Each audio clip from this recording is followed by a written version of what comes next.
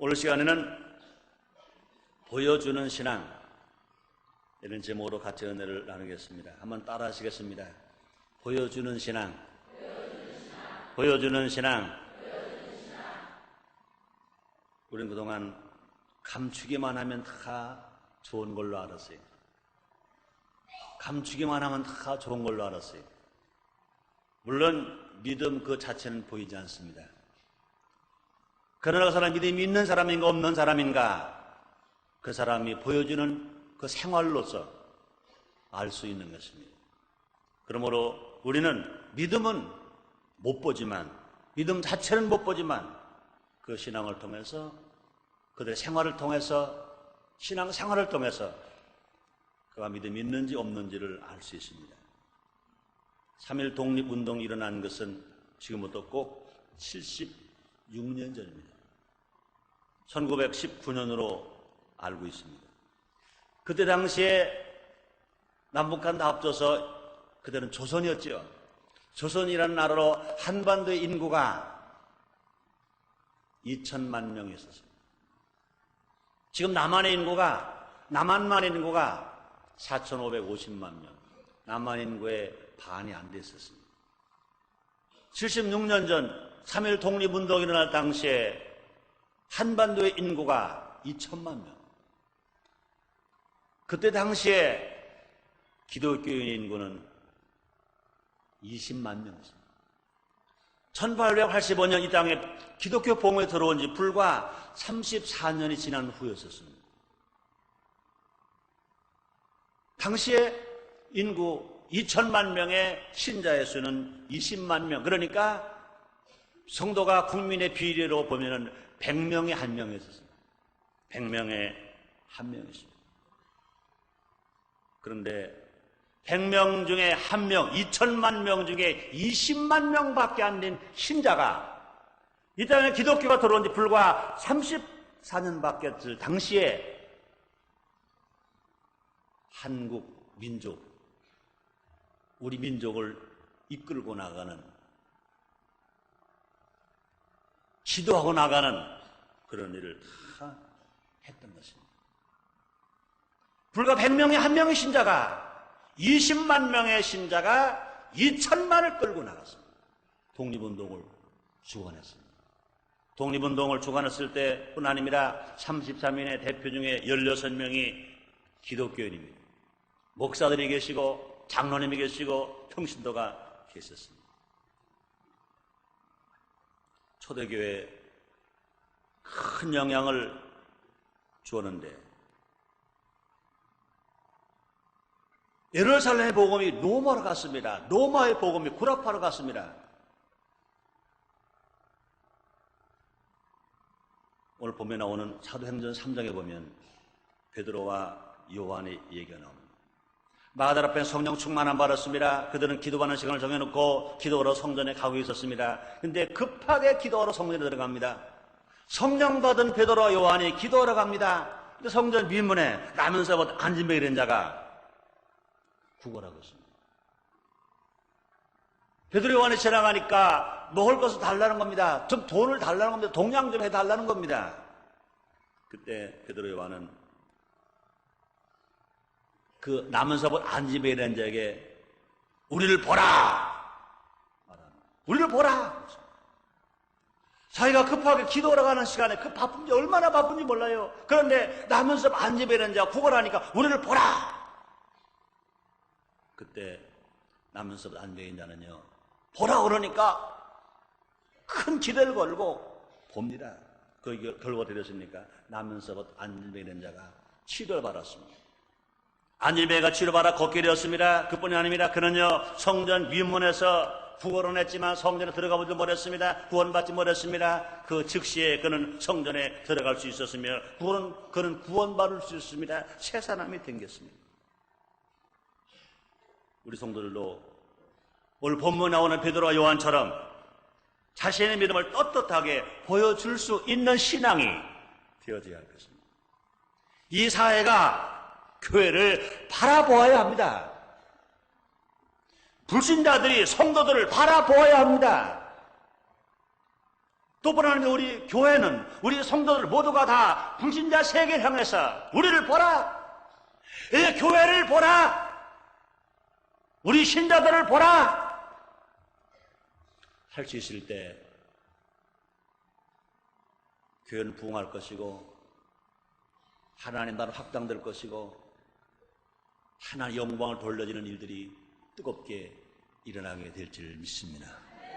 교회는 골방 신앙만 가지고 있어야 됩니다. 물론은요, 자기가 은혜 받는 시간은, 기도하는 시간은 골방에서 기도하는 겁니다. 그러나 그런 세상에 나가서 어두운 세상을 밝히고 썩어져가는 세상을 썩지 않게 할 일을 해야 할 것인데, 그렇게 되어지기 위해서는요, 우리를 보라 할 수 있어야 할 것입니다. 보여주는 신앙을 가지고 있어야 돼요. 이 시간에는요, 우리가 사람들에게 보여줘야 할 신앙이 어떤 것인가 몇 가지 나눠 생각하겠습니다. 첫째로, 보여주는 신앙은 어떤 신앙입니까? 말씀 중심으로 사는 생활입니다. 하나님 믿는 자들은요, 하나님 말씀을 읽어야 하고요, 들어야 하고요, 묵상해야 하고요, 지켜야 하고요, 행하며 살아가는 것입니다. 그렇습니까? 하나님의 말씀이 진리이기 때문에, 또 하나님 말씀은요, 영원한 가치가 있기 때문에 그런 것입니다. 베드로전서 1장 24절로 25절에서 사도 베드로는 말합니다. 모든 육체는 풀과 같고 그 모든 영광이 불의 꽃과 같으니 풀은 마르고 꽃은 떨어지되 오직 주의 말씀은 세세토록 있어. 하나님의 말씀만이 진리요, 하나님 말씀이 영원하신 것입니다. 이 영원한 말씀을 읽고 하나님 말씀을 듣고 하나님 말씀을 지키고 하나님 말씀을 깨닫고 하나님 말씀을 행할 때 그 안에서 우리는 힘있게 살아갈 수 있습니다. 여러분 잘 아시잖아요. 청개구리 얘기를 잘 합니다. 왜? 비가 올 때 되면요, 청개구리가 개골개골 웁니다. 왜 그래요? 살아있을 때는요, 자기 어머니 개구리가 살아있을 때는요, 그 자식들 청개구리는요, 얼마나 말을 안 들어줍니다. 가라 그러면 오고, 서라 그러면 가고, 앉아라 그러면 서고, 서라 그러면 앉고, 울라 그러면 웃고, 웃어라 그러면 울고. 어미 청개구리가 한 마리 전반대로 살았어요. 이제 청개구리도 생명의 수반이 다 차니까 죽게 되었어요. 이제 고민입니다. 어디다 묻어달라고 그럴까? 자기를 어디다 묻어달라고 그럴까? 그런 애가 분명히, 내가 지금은 물에서 살지만 살아있는 개구리는 물에서 살기 편하게 만들어졌습니다. 그런데 물에서 사는 개구리 냇가에다가 묻으면 장마도 어떻게 되겠어요? 그러니까 분명히 자기는 살아있는 동안은 물에 살게 되어져 있기 때문에 냇가에서 사는 게 당연하지만, 그러나 죽은 개구리는요, 물에서 갯가에 있으면 안 되잖아요. 무덤을 이제 산에다가 묻어주길 바라는데, 이님이 내가 지금 산에 묻는 것이 좋아서 산에 묻게 해달라면 과연 내 말을 들을까? 아니면 그때 죽고 나도 반대로 생각할까? 그래 고민했어요. 그러다가 여지껏 일평생 살면서 그 집 반대로 살았던 자식들이 내가 죽을 때 유언하려고 바로 살겠는가? 그래서 할 수 없다. 그래가지고 이제 자기는 냇가에 묻히기 싫고 산에 묻히기를 바랬지만, 그러나 자식들이 반대로 할 거니까 자기는 내가 죽으면 절대로 산에 묻지 말고 냇가에 묻어달라. 개구리가 죽었잖아요. 이제 자식들, 개구리들이 어머니가 죽거나 회의를 합니다. 어머니가 지금 유언하시기를 냇가에 묻히기를 유언하셨다. 그럼 어머니 무덤을 냇가에 할 것이냐? 냇가에 하면 장마하지만 떠내려가서 무덤이 없어지면 어떡할 것이냐? 자식들이 한참 고민하다가, 아니야, 일평생 우리가 어머니 말씀을 안 들었는데 유언하는 말이라도 들어야 될 것 아니냐? 그래가지고 할 수 없이 냇가에다가 자기 어머니 개구리를 물었다는 거예요. 비만 오면 걱정입니다. 자기 어머니 무덤이 떠내려갈까봐.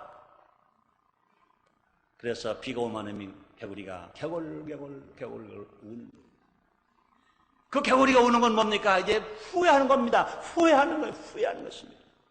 사랑하는 성도님들이요, 하나님의 말씀은 언제 읽을 수 있습니까? 하나님의 말씀은 언제 지킬 수 있습니까?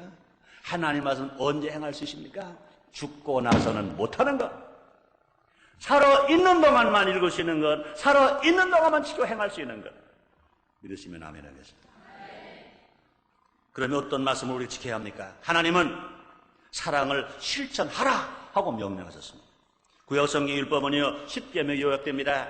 10계명은요 예수님께서 가르쳐주신 2계명, 즉 마음과 정성을 다하여 하나님을 사랑하는 계명과 이웃을 내 몸과 같이 사랑하는 계명으로 요약될 수가 있는 것입니다. 이 두 가지 행동 지침은 실생활에서 동시적으로 나타나는 것인 것입니다. 이걸 떼어서 생각할 수가 없습니다. 하나님을 사랑하면 이웃을 사랑할 수 있고, 이웃을 내 몸같이 아껴서 사랑하면 그것이고, 하나님을 경외하는 것이요, 하나님을 섬기는 것이요, 하나님을 사랑하는 것이요, 그것이고 율법의 완성이라고 주님 말씀하셨습니다. 요한에서 3장 23절 24절입니다. 그의 계명은 이것인 곧 그 아들 예수 그의 이름을 믿고 그가 우리에게 주신 계명대로 서로 사랑할 것이니라. 그의 계명들을 지키는 자는 주 안에 거하고 주는 저 안에 거하시나니 우리에게 주신 성령으로 말미암아 그가 우리 안에 거하시는 줄을 우리가 아느니라 그랬습니다. 사랑하는 사람은 상대방에 피해를 주지 않습니다. 이런 삶의 원리가 예수님의 황금들인 것입니다. 마태복음 7장 12절에서 예수님은요 제자들에게 사람이 살아가는 황금들, 제일 귀한 말씀을 주셨습니다. 그러므로 무엇이든지 남에게 대접을 받고자 하는 대로 너희도 남을 대접하라. 이것이 율법이요 선지자니라. 사랑하는 성도 여러분들이요, 대접받기를 원하시면 아멘해 계십니다. 어떻게 하래요? 내가 먼저 대접하라. 따라하시겠습니다. 내가 먼저 대접하자. 내가 먼저 대접하자. 따라하세요. 내가 먼저 복받자. 내가 먼저 대접하자. 비슷하게 대답하시네. 내가 먼저 복받자 그러면요 아멘. 내가 먼저 대접하자 그러면요 아멘. 이것이 바뀌어지는 날, 이것이 바뀌어지는 날 진짜 복을 받을 것 믿으시기를 바랍니다. 내가 먼저 복받자 할 때는 아멘. 내가 먼저 대접하자 그럴 때는 대답하라니까 뜰기는 뜰고 아멘. 그렇다면은 복받을 때가 아직 멀었습니다. 그릇이 절대로 준비되지 않았습니다. 그래서 주님 뭐라 말씀하십니까? 주는 자가 받는 자보다 복이 있다고 그랬어요. 줄 수 있는 여러분 다르시기를 주의 이름으로 축원합니다. 주의 이름으로 축원합니다. 그렇습니다. 이렇게 사는 사람은요 하나님께 인정을 받습니다. 또 그뿐이 아니라 사람들에게로 칭찬을 받습니다. 이것이 오늘날 전도의 가장 이상적인 방법인 것입니다. 이것이 곧 교회가 부흥하는 것입니다. 교회가 성장하는 것입니다. 이 사회가 정말 살기 좋은 사회가 될 수가 있는 것입니다. 하나님의 상급받을 수 있는 것입니다. 사도행전 2장 46절로 47절에 말씀하십니다. 날마다 마음을 갖춰요 성전에 모이기를 힘쓰고 집에서 떡을 떼며 기쁨과 순전한 마음으로 음식을 먹고 하나님을 찬미하며 또 온 백성에게 칭송을 받으니 주께서 구원받는 사람을 날마다 더하게 하시니라 말씀하십니다. 말씀을 지켜 행하고 하나님 중심으로 사는 모습을 보일 때 하나님의 통치가 이 땅에 이루어질 것입니다. 가정은 행복할 것이며 사회는 안정될 것이며 국가는 번영될 것이며 진실 하나님의 영광을 돌리는 놀라운 역사가 일어나게 될 것 믿으시기를 바랍니다. 그러므로 사랑하는 성도 여러분들, 우리는요 하나님의 말씀 중심으로 살아갈 것입니다. 하나님이 명령하시는 대로, 하나님이 원하시는 대로, 하나님이 기뻐하는 삶으로 살아가는 것입니다. 그러므로 하나님 말씀을 믿는 게 신앙이라면 하나님 말씀을 실천하는 것, 그것이 보여주는 신앙인 것입니다. 사랑하는 성도 여러분들이요, 볼 수 없는 신앙만 갖고 계지 마시고 정말로 불신자들이 보고 세상에 볼 수 있는 신앙을 갖고 계시며 세상 사람들에게 여러분의 신앙을 보여줄 수 있게 되시기를 주의 이름으로 축원합니다. 그러면 두 번째로요, 보여주는 신앙이 뭐냐? 성령의 열매를 맺고 살아가는 것입니다. 성령의 열매를 맺는 생활인 것입니다. 열매를 보면 나무를 알 수 있습니다. 어린아이들도요 감을 보면 이 감나무, 밤을 보면 밤나무, 사과를 보면 사과나무, 배를 보면 배나무 알 수 있어요. 그러나 전문가가 아닌다면은요 그 나무를 보고는 잘 몰라요. 그 나무를 보고 이제 배나무인지 사나무, 사과나무인지 감나무인지 몰라요. 그러나 열매를 보면 나무를 쉽게 알 수 있습니다. 우리가 정말로 신앙을 보여주는 사람은 어떤 사람이냐? 신앙의 열매, 신앙의 열매 제일 대표적인 열매가 무엇이겠습니까? 성령의 열매인 것입니다. 사람이 누구나 먼저 예수님을 나의 구주로 믿어야서 구원을 받아 영생을 얻어야 하는 것입니다. 불신자가 제일 먼저 할 일이 뭐냐? 예수를 믿고 구원받는 것입니다. 예수 믿고 구원받은 사람들이 제일 먼저 할 일이 뭐냐? 예수 믿고 성령 세례 받고 성령 충만함 받는 것입니다. 성령 충만함 받으면 권능을 얻고 성공적인 삶을 살아갈 수 있습니다. 그 가장 완전한 또 결실이 뭐라고 말했습니까? 성령의 열매라고 그랬습니다. 사랑을 성도 여러분들이여, 진실 예수를 믿으셨으면 성령 세례 받으시고 성령 충만함 받아서 성령의 열매를 맺는 삶을 살게 되시기를 제 이름으로 축원합니다. 한번 따라하시겠습니다. 나를 통하여 성령 열매가 맺어지고 있다. 나를 통하여 성령 열매가 맺어지고 있다. 감사하시면 아멘 하겠습니다. 자신 있으시면 아멘 하시 바랍니다. 혹시 자신이 없어도 아멘 하셨을 거예요. 꼭 그대로 되시기를 바랍니다. 여러분을 통하여 성령 열매가 맺어지게 되시기를 주님으로 축원합니다. 올라 성령 운동을 하는 사람들의 가장 취약점은 일시적으로는 성령세를 받았으나, 일시적으로 성령 충만함 받았으나 자기만 만족하고 끝나는 사람이 있어요. 성령 세례 받았다, 나는 방언한다, 이제 끝, 그러고 다닙니다. 나는 성령 세례 받은 사람이라고, 난 방언도 하는 사람이라고. 그러나 성령의 열매가 자기를 통하여 안 나타나고 있으면 그 사람은 성령 세례는 받았으나 벌써 성령은 소멸된 사람. 뿌리가 있어야 합니다. 여러분, 봄에 나무가지를 꺾어다가 물에 꽂으면, 꽃 피는 나무가지를 꺾어다가 물에 꽂으면 열매가, 꽃이 펴요 안 펴요? 벚나무 꺾어다가 화병에 꽂으면 꽃이 펴요 안 펴요? 펴요 안 펴요? 펴요 안 펴요? 꽃 펴요. 그런데 화분에 꽂힌 벚꽃에서 벚꽃지가 열려요 안 열려요? 열려 안 열려요? 그거 이상하지요?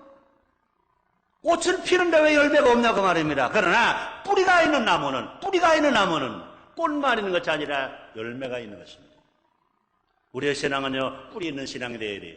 뿌리 있는 신앙이 되어야 열매 맺는 신앙이 되는 것입니다. 진실로 하나님 말씀을 생활로 하는 사람은 분명히 그 열매가 맺는 것입니다. 신앙을 보여줄 수 있는 열매가 맺을 수가 있는 것인 것입니다. 그러므로 우리는요, 성령 세례 받았다면, 우리가 방언한다면, 우리가 성령 충만 받았다면 그 기쁨과 감사함이 있는 것이 아니라 뭐가 있어야 합니까? 뿌리의 생활이 있어야 됩니다. 그 뿌리는 뭡니까? 숨어 있습니다. 뿌리는요, 겉에 보이는 거 아닙니다. 나무의 뿌리가 겉으로 보이면 그 나무는 죽은 거예요. 그 나무는요, 숨어 있어야 해요. 그 나무는요, 그 뿌리는 그 나무를 꽃 피우고 열매를 맺게 해요. 그 나무는 뿌리가 있습니다. 뿌리는 뭐 하는 겁니까? 희생하는 겁니다. 봉사하는 것입니다. 우리 예수 믿고 성령 충만 받은 사람들이 희생과 봉사가 있어야 되는 것입니다. 희생과 봉사가 있을 때 실제로 성령 충만함 받고 성령과 동의하는 사람은 그 힘을 얻어서 이제 성령의 열매를 맺는 것입니다. 희생과 봉사의 생활이 있을 때 그 뿌리에서 수분을 빨고 영양을 빨아서 열매를 맺는 겁니다. 무슨 열매를 맺습니까? 사랑의 열매, 희락의 열매, 화평의 열매, 오래 참음의 열매, 자비의 열매, 양선의 열매, 충성의 열매, 온유의 열매인 것입니다. 예수를 믿고 성령 세례 받은 사람이, 예수를 믿고 성령 충만한 사람이 희생하고 봉사할 때 마치 그 나무의 뿌리처럼 안 보이게 희생하고 안 보이게 봉사하고 묵묵히 있을 때 그 나무에서 성령이 9가지 열매 같은 열매를 주렁주렁 맺고 살아가는 것입니다. 예수님도 말씀하셨습니다. 마태복음 7장 18절 20절입니다. 좋은 나무가 나쁜 열매를 낼 수 없고 못된 나무가 아름다운 열매를 낼 수 없느니라. 아름다운 열매를 맺지 않은 나무마다 지켜 불에 던지우리라. 그러므로 그 열매로 그들을 알리라. 이것은 무서운 말씀입니다. 무서운 경고인 것입니다. 만약 성령 충만은 받았다고 하지만 성령의 열매가 없다면 그가 참으로 성령을 바른 사람이라 할 수 있겠습니다. 더더군다나 성령은 예수님 영이신데 성령의 열매가 그의 생활 속에서 전혀 안 나타난다면, 예수를 믿었는데도 사랑이 없다면, 예수를 믿었는데도 기쁨이 없다면, 예수를 믿었는데도 화평이 없다면, 예수를 믿는데도 오래 참지 않는다면, 예수를 믿어도 자비하는 마음과 양선의 마음과 충성한 마음과 온유한 마음과 절제의 마음도 없다면 그 사람은 예수를 믿는 사람이냐? 정말로 예수를 믿는 사람이냐? 누가 대답할 수가 있겠어요? 그러므로 우리는 우리의 신앙을 돌이켜봐야 겠습니다. 나는 정말로 성령의 열매를 맺고 있는가? 내가 정말로 보여주는 신앙인가? 믿음은 다른 것들의 실상이라고 그래요. 보지 못한 증거라고 그랬습니다. 성령의 열매의 특징이 있습니다. 구원받고 성령 받은 증거로 나타나는 것입니다. 성령 열매는요, 구원받고 성령 받은 증거로 나타나요. 그렇기 때문에 구원 못 받은 사람은 성령 열매가 안 나타나요. 또 구원을 받았다 하더라도요, 성령 충만하지 아니한 사람은, 그 신앙생활이 나타나지 않은 사람은, 신앙을 보여주지 않은 사람은 성령 열매가 나타날 수 없습니다. 그러면 성령의 열매 특징이 있습니다. 성령의 도우심으로 교회에서 덕을 세우기 위해서 나타나는 것입니다. 교회에 덕을 세우는, 자기가 교회에 덕을 세우는 사람이냐, 아니면 교회에 거침돌만 되느냐 생각해 봐야 할 것입니다. 또 성령의 열매의 특징이 있습니다. 그렇기 때문에 자랑할 것이 아니죠. 절대 자랑할 것은 아닙니다. 그러나 행복한 삶을 위해서 꼭 필요한 것이 뭐냐? 성령의 열매죠. 성령의 열매를 자랑하라고 준 건 아닙니다. 성령의 열매는 그러나 그것은 행복한 삶을 위해서 꼭 필요한 것입니다. 기쁘게 살아갈 수 있어요. 사랑할 수 있어요. 화평할 수 있어요. 또 성령의 열매 특징이 뭡니까? 나에게 좋을 뿐만 아니라 남에게도 좋은 것입니다. 성령의 열매는요, 나만 좋은 게 아니라 남도 좋은 거예요. 성령의 가장 대표적인 첫 번째 열매가 뭐라고 그랬습니까? 사랑입니다. 다른 모든 것은요, 이것 안에 모두가 포함될 수가 있는 것입니다. 그러므로 로마서 13장 8절에서 사랑의 빛 외엔 아무에게든지 아무 빛도 지지 말라 그랬습니다. 10절에서는요, 사랑은 율법의 완성이라고 그랬습니다. 한번 따라 하시겠습니다. 사랑은 율법의 완성이다. 그렇습니다. 사랑은 율법의 완성이라고 그랬습니다. 여러분 잘 아시는 토마스 제퍼슨은 이렇게 말했습니다. 사랑이 없이 겉으로 하는 일은 아무 소용이 없다. 그러나 사랑으로 하는 모든 일은 아무리 작고 천한 일이라도 모두가 유익하다. 하나님께서는 사람이 얼마나 일을 많이 하였는가를 살피시는 것이 아니라 얼마만한 열성과 사랑으로 하였는지를 헤아리시는 까닭이다. 사랑이 많은 자가 일을 많이 한다. 참다운 사랑이 있고 완전한 사랑이 있는 자는 무슨 일이든지 자기를 찾지 않고 모든 일에 다만 하나님의 영광이 드러나기만을 원합니다. 사랑이 많은 사람은 일을 많이 합니다. 여러분, 자기가 낳은 자식은, 그 자식을 많이 사랑하는 엄마는 달걀 하나 가지고 적어도 20가지 요리를 할 수 있어요. 최하 20가지 할 수 있을 것 같아요. 그러나 자기가 낳지 않은 자식, 어쩔 수 없이 엄마 노릇하는 계모라면, 모르는 계모도요, 자기가 낳은 자식보다 더 사랑하는 엄마들이 얼마나 많은지 몰라요. 그러나 마음 좋은 계모가 아니라 마음 나쁜 계모, 어쩔 수 없이 저 자식이 먹여야 될 때는 달걀 하나 가지고 한 가지밖에 못할 겁니다. 쪄서 주는 거. 달걀 풀어가지고 흔들어가지고 하나 좀 쓸어놓고 그리고 고춧가루 쓸어넣어서 밥할 때 밥솥 위에다가 양은 그릇에다가 넣어서 쪄서 주는 거. 이거 하나 정도만 가지고 날마다 그것만 줄 거, 날마다 그것만 줄 겁니다. 그러니까 사랑이 없는 사람은 한가해요. 그러나 사랑이 많은 사람은 바빠. 그러다 보니까 이 말에 내가 위로가 되더라고요. 내가 바쁘거든요. 바쁘다고요. 그렇습니다. 한 가지 일도요, 사랑해서 얼마나 바쁜지 몰라요. 사람 여러분들이요, 한가한 사람 되지 마시고 바쁜 사람 되시기를 바랍니다. 하나님 놀라운 축복이 여러분 모두에게 임하게 되시기를 제 이름으로 축원합니다. 그다음에 세 번째, 보여주는 사랑이 무엇입니까? 보여주는 신앙이 어떤 것이냐? 이웃을 위해 봉사하는 생활입니다. 따라 하시겠습니다. 이웃을 위해 봉사하자. 여러분, 제일 아름다운 모습, 제일 귀한 모습, 나보다 부족한 사람을 위해서 봉사합니다. 내가 국민학교 다닐 때를 생각하니까, 저 6.25 사변 날 때가 제가 10살이었어요. 그러니까 지금서부터 줄 잡아서 45년 전, 43년 전 얘기를 지금도 오늘 본 것처럼 내가 말할 수 있는 사람이 있어요. 시골 우리 국민학교에 소아마비 걸린 2년 후배가 있었어요. 소아마비 걸린 2년 후배가. 그러니까 이 목발을 짚고 다닙니다. 목발을 짚고 다니니까 처음에 한 1학년쯤 됐을 때는요, 책가방 이렇게 매면 되잖아요. 그죠? 여학생은 이렇게 매고, 남학생은 이렇게 매고, 이러고 짚고 다니는데, 벌써 한 3학년 되니까 도시락 싸야죠. 책이 많아지죠. 이게 매질 못하는 거예요. 그리고 맸다 하더라도 목발을 짚고 적어도 한 3km 이상 학교를 와야 합니다. 추워도 와야 되고, 비가 와도 와야 합니다. 비를 맞고 와야 합니다. 근데 꼭 그 옆에 있는 친구가, 같은 반에 같은 친구가 있었어요. 그 옆에 그 소아마비 걸린 친구의 책가방을 항상 들어줍니다. 자기 가방도 무거운데 그 가방 들고 오는 거예요. 비가 오면은요, 이제 우산도 바를 수가 없어요. 피를 쫄쫄 맞고. 45년 전 얘기입니다. 저 어제를 본 것처럼 나는 그 후배들을 생각합니다. 졸업식 날은요, 그 6년 동안 하루도 빠지지 않고 책가방을 들어준 그 친구에게 그 학교 졸업식에서 제일 큰 모범, 표창을 한 기억을 저는 알고 있습니다. 얼마나 아름다운 점을, 얼마나 귀한 점을. 다른 걸 잃어버렸는데 지금 잃어버리지 않고 있습니다. 그렇습니다. 구원은 나에게 온 것으로 끝난 것처럼 구원은 나에게서 이웃으로 퍼져나가는 것입니다.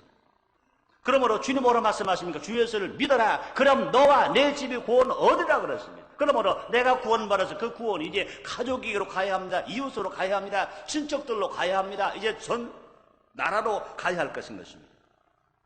오늘날 한국 사회가 이처럼 혼탁하고 도덕성이 상실되는 이유가 무엇이냐? 안타깝게도 3.1운동 당시에는 전 국민의 1%가 기독교인이었는데 지금은 25%가 기독교인에도 불구하고 기독교인다운 참 모습을 보여주지 못하는 것입니다. 속에는 자기 신앙이 있는지 모르지만 겉으로 보여주는 신앙이 없다는 겁니다. 그 보여주는 신앙의 대표적인 것이 무엇이냐? 나보다 어려운 사람, 나보다 고통당하는 사람을 위해서 봉사하는 것, 이것이 보여주는 신앙인 것입니다. 우리의 신앙을 가지고 있을 때 당연히 사회는 과거보다 더 많은 사람이 주교로 돌아올 것입니다. 더 살기 좋은 사회가 될 것인 것입니다.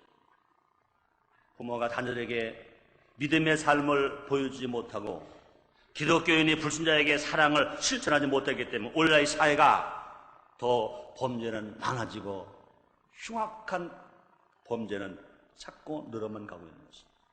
모든 기독교인들 부모들은요, 바른 인생관과 가치관을 가지고 자녀들에게 자기 모습을 똑바로 보여줘야 할 것입니다. 그리고 참 믿음을 가지고 불신자들에게 하나님의 살아 계시다는 것을 분명히 자기가 나보다 어려운 사람을 위해서 봉사해 줌으로 보여줘야 할 것인 것입니다. 부모가 자식에게 보여주고 그리스도인이 비그리스도인에게 보여줄 때, 진실로 봉사해 줄 때 이 사회는 변화될 것입니다. 아까도 처음에 말씀했습니다. 사실은요, 그동안 우리가 북한에게 당하고 죽고 전쟁당하고 괴로운 것을 보면요, 그 사람들은요 무기여만 만들었어요. 핵무기여만 만들었습니다. 그러니까 그들이 지금 쌀이 없고 먹을 게 없고 고통당하고 이제 굶어 죽게 되었습니다. 그러니까 우리가 당한 그것만 생각한다면은요, 참 좋다, 깨소금 맛이다, 더 배고파라, 이제 폭동이 일어나라, 굶어 죽어라, 그러면 우리는 전쟁 없이 가서 점령하겠다, 그런 생각 인간 속에서 안 나올 수 없어요. 그러나 주님 우리에게 가르쳐준 교훈은 그게 아닙니다. 원수가 줄이거든 먹여라. 원수가 줄이거든 먹여라. 어려운 사람을 위해서 시장과 봉사하는 것을 우리에게 말씀하십니다. 그렇습니다. 믿고 구원만 바라면 다른다는 식으로 아무 주관이 없이 살다 보면요, 나도 망하고요, 남도 망하게 됩니다. 그러니 우리는 신중하게 올바른 가치관을, 예수 믿고 구원받은 사람들은요, 나만 구원받았으니까 됐다, 나만 치료받아 됐다, 나만 축복받아 됐다, 나만 잘 산다, 그런 것이 아니라 그 말입니다. 그렇게 되면은요, 결과적으로 나도 망하고 남도 다 망하는 것입니다. 그리고 우리는 가치관이 바로 서야 해요. 우리가요, 이제 버려야 될 가치관이 있습니다. 물질 만능주의, 한탕주의, 쾌락주의, 극단주의, 이기주의, 내가 정말 행복하고 나만 성공하겠다는 이런 마음을 싹 버려야 됩니다. 이것들은 다 버려야 할 가치관들입니다. 그러면 우리는요, 추구해야 할 가치관이 있습니다. 믿음, 소망, 사랑, 봉사, 협동, 또 공중, 공영, 함께 살고 함께 번영하는 그런 삶의 가치관이 우리 그리스도인들, 남한의 1300만 그리스도인들, 전 국민의 25% 그리스도인들이 이 올바른 추구해야 할 가치관으로 꽉 차버리다면, 이것이 우리가 보여주는 신앙으로 나타날 때 교회는 성장할 것이고 이 사회가 놀랍게 변화될 것 믿으시면 아멘 하겠습니다. 현대인은요, 오무병에 걸렸다는 말이 있습니다. 오무병 뭡니까? 무관심, 무기력, 예의가 없는 무례함, 그저 옆에 사람이 어려움을 당하든지 죽든지 말든지 감동이 없는 무감동, 그리고 말은 잘하면서 말은 막 벌려내면서 무책임, 무관심, 무기력, 무례, 무감동, 무책임. 그래서 현대인들은 오무병에 걸렸대요. 5가지 무자가 들어가는, 5가지 무자 돌림에 들어간 병에 걸렸다는 것입니다. 현대인의 잘못된 습성에 그대로 빠져 들어가서는 안 될 것인 것입니다. 버릴 것은 버리고 성경적인 가치관을 창조해 갈 것입니다. 시편 1편에 보면요, 복이는 사람 뭐라 말했습니까? 악인의 길을 쫓지 아니하고 죄인의 길에 서지 아니하고 오만한 자리에 앉지 아니하고 오직 여호와의 율법을 즐거움으로 주여로 묵상하는 사람이라고 그랬습니다. 그런 사람은 시대에 깨시면 나무처럼 시절을 쫓아 가치를 매는 것처럼 잎사가 말하지 아니하는 것처럼 모래행사가 다 형통한다 그랬습니다. 우리가 버릴 걸 버려야 해요. 버릴 것 안 버리고요, 하나님을 섬길 수 없습니다. 우상을 버리고 주상을 다 패버리고 그 다음에 주 너의 하나님 여호와를 섬겨라 그랬습니다. 그래야 하나님이 먹을 것과 양식에 물을 복을 주시고 질병을 제해 주시고 낙태는 적 없고 잉태 못하는 적 없고 내가 너의 나수를 채우리라 주님 말씀하셨습니다. 그렇습니다. 성경적인 생활은요, 사랑의 마음에서부터 만들어지는 것입니다. 우리는요, 사랑으로 봉사해야 합니다. 봉사는 입으로 하는 것이 아니라 뭘로 합니까? 손으로 하고 발로 합니다. 우리는 봉사는 말로 하는 게 아니에요. 손으로 하고 발로 하는 겁니다. 몸으로 하는 것입니다. 그렇습니다. 교회에서 봉사라는 말을 뭐라고 말합니까? 디아코니아. 이 말은요, 집사, 교회 서리집사, 안두전 집사라는 말로 여기서 나온 것입니다. 바울은 다시 말합니다. 베드로전서 4장 10절입니다. 각각 은사를 받은 대로 하나님의 각약 은혜를 받은 선한 청지기같이 서로 봉사라. 말세를 살아가는 사람들에게 사도 베드로가 말했습니다. 선한 청지기같이 서로 봉사라 그랬습니다. 우리가 진실로 보여주는 신앙이 있어야 됩니다. 어떻게 보여줘야 하느냐? 나보다 어려운 사람을 위해서 봉사하는 것입니다. 나보다 더 잘 사는 사람, 나보다 높은 사람을 위해서 봉사해 주는 것은요, 그건 아버지, 그건 봉사가 아닌 것입니다. 나보다 더 어려운 사람을 위해서 봉사하는 것입니다. 이번 지방자치제 출마한 분들이 많이 계십니다. 꼭 들으셔야 할 일이 있습니다. 제일 먼저 가져야 할 마음의 자세, 나는 봉사하겠습니다. 지금까지 내가 많은 거 배웠습니다. 많은 경험이 있습니다. 많은 지식이 있습니다. 많은 힘을 가지고 있습니다. 난 이걸 가지고 내 나라를 위해서, 내가 사는 인천을 위해서, 내가 사는 내 구역을 위해서 나는 봉사하겠습니다. 그런 자세로 나와서 출마에 임해야 하나님이 받아주시고 시민들에게 인정을 받게 될 줄 믿습니다. 나는 이 자리가 권세를 얻는 자리다, 지위를 얻는 자리다, 그러니 내가 권세를 위해서, 감을 위해서 내가 한번 해야 되겠다, 그런 것은 절대로 안 되는 것입니다. 봉사가 필요한 것입니다. 봉사할 때는 반드시 드러내는 것이 아니라 내 안에 계신, 봉사할 때는요, 나를 드러내는 것이 아니라 내 안에 계신 예수 그리스도를 드러내는 것입니다. 하나님의 사랑을 나타내는 것입니다. 베드로전서 4장 11절에 말씀하십니다. 만일 누가 말하려면 하나님 말씀하는 것 같이 하고 누가 봉사하려면 하나님의 공급하시는 힘을 하는 것이 하라. 이는 범사에 예수 그리스도로 말미암아 하나님이 영광을 받으시게 하려 함이니 그에게 영광과 권능이 세세에 무궁토록 있느니라. 참신앙은 무언가를 보여줄 수 있어야 합니다. 신앙을 보여주면 예수 그리스도가 드러나는 것입니다. 우리가 보여줘야 할 것은 말씀 중심으로 사는 생활, 성령의 열매를 맺는 생활, 이웃에게 봉사하는 생활인 것입니다. 이것이 전도요, 이것이 하나님 나라를 확장하는 것입니다. 보여주는 신앙을 가지고 살아갈 때 자기 믿음이 성장합니다. 이웃과 더불어 함께 잘 살 수 있습니다. 나만 구원받고 나만 잘 된다고 생각하는 사람은 자기도 안 되고 이웃에게도 불행을 주는 사람입니다. 그러나 나도 잘 된 이후에서는 우리 모두가 다 구원받아야 되고 모두가 다 잘 살아야 되고 모두가 다 행복해야 되겠다, 그런 가치관을 가지고 살아가면 자기도 잘 되고 자기 가정도 잘 되는 놀라운 역사가 일어나게 될 것입니다. 우리는 정말로 지금 중요한 때 살고 있습니다. 100명 중에 25명, 25%가 신자입니다. 3.1 운동 당시에 전 국민의 1%가 신자일 때 한 민족을 이끌고 나갔습니다. 교회가 말하면 다 따라왔습니다. 그러나 지금은 100명 중에 25명, 25%가 신자입니다. 그때부터 비율적으로 보면 25배가 비율적으로 기독교인이 많습니다. 그럼에도 불구하고 과연 이 시대를 우리가 끌고 가고 있는가? 안타까운 일입니다. 나도 반성하고 우리 같이 반성했습니다. 우리 이제 골방에 있는 신앙만이 아니라 자기 속에 숨기는 신앙이 아니라 이제는 밖으로 내보여야 할 것입니다. 이제 보여주는 신앙을 가지고 우리가 살아갈 때 많은 사람들이 따라오게 될 것이고 이 사회는 변화될 것이고 하나님의 영광이 나타나게 될 겁니다. 기도하겠습니다. 하나님 아버지 감사합니다. 기독교 신앙은 이제 보여줄 때가 왔습니다. 자기만 가지고 있는 신앙이 아니라 숨겨놓은 신앙이 아니라 보여주는 신앙 되기를 원합니다. 성령이 도우셔서 우리 모두가 다 말씀을 실천하는 생활, 진실로 성령의 열매를 맺는 생활, 봉사하는 생활을 할 수 있게 해 주시옵소서. 예수님의 이름으로 기도드렸나이다. 아멘.